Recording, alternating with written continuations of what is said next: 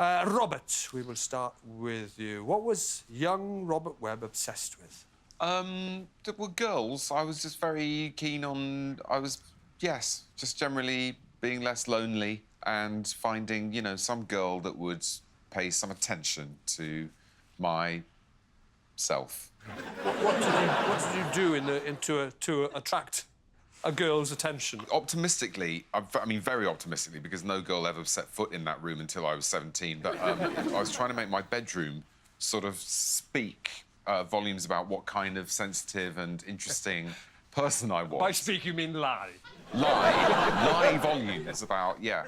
So I replaced all my Star Wars posters with things like prints of Monet and there was a poster of a Greenpeace ship, sort of. It was a really pig-ugly painting. Even I could see that.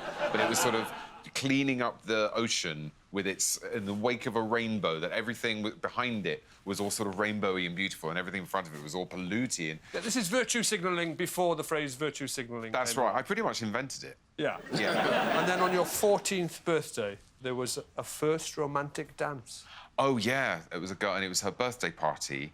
And the birthday girl herself, she wanted to dance with me, and that was very exciting. And she had an older sister who came up and said, actually, Cara wants to dance with you. I'm like, OK.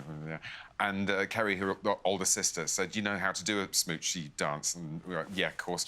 And then she put Cara's hands on my shoulders and my hands around her waist.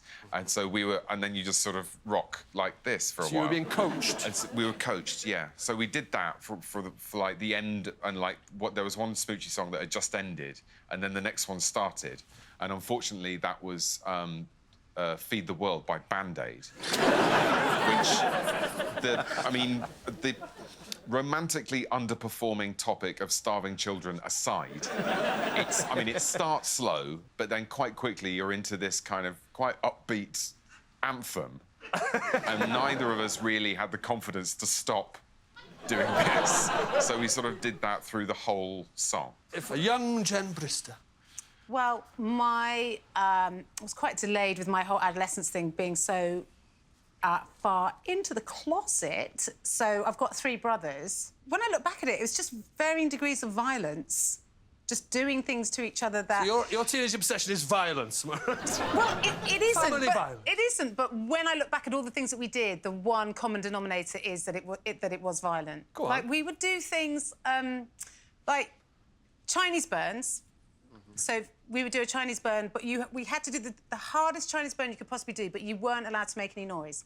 And then there were varying other things that we used to do, like we had a game where we would take our bikes up Richmond Park and then we would find a hill, the steepest hill we could find, and you had to go down the hill as fast as you could, go all the way down, but you were not allowed to pull your brakes. Oh, my God. I got concussed twice. One incident I remember is my youngest brother. He had a chopper. We were all very, very jealous of this chopper. I wanted a chopper. You know, don't look confused like that. You know what a chopper bike like, is. You know what a chopper is? No. There's a chopper there, isn't there? It does look cool. Very cool. How desirable is that? Imagine that in the 80s. And they've had lots of comebacks since in a retro kind of way. Yeah, anyway, so go on. So my brother's going down this hill, and he comes off... He hits an anthill, and he comes off the seat. He hits the crossbar, Ooh. and he goes down where the gear stick is, on his nuts. Oh. Where did his testicles go? I mean, I probably splayed over the teeth. So your brother's testicles were one either side of the red end? So if you can imagine that your testicles are on there, but your arms are up here. Imagine trying to steer a bike going down a hill like that. The nutsack is actually... That's inside your nut. Imagine trying to steer a bike with that. It's teenagers at their most creative is when they're inflicting pain on one another. Yeah. We called this the nutmeg. It was, look down there, have you dropped something, mate? And they'd go, what? They'd bend down there, and on the way up, wham, on the top of the head. No? Nutmeg?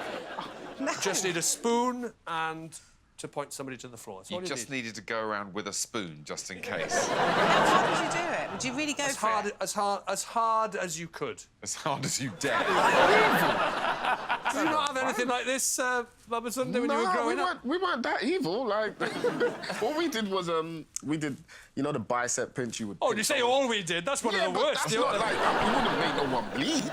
Rob, do you do anything like this? It's quite mild compared to. I remember a thing called a dead leg. You would knee someone in the side of the thigh. Classic. Oh, and then the leg goes out. And then the leg goes, and they go, ah, look, you can't walk anymore for a bit. We used to, like, if let's say I had a fresh haircut, or someone else had a fresh haircut, like a skin fade, you slap the back of their head as hard as you can. Yeah. Oh, he's had a haircut. Punish him for having a haircut. Stupid bastard. That'll fucking teach you. Yeah, we used to do Teach that. your hair to grow. That's what we used to do. Talking of the haircut, this is one of the... I mean, this is a countryside thing. So you'd have a grass like that with sort of leaves and things up it like this. Not like this, but... and then you would get rid of all the leaves and stuff. So there was just the tiny little ends.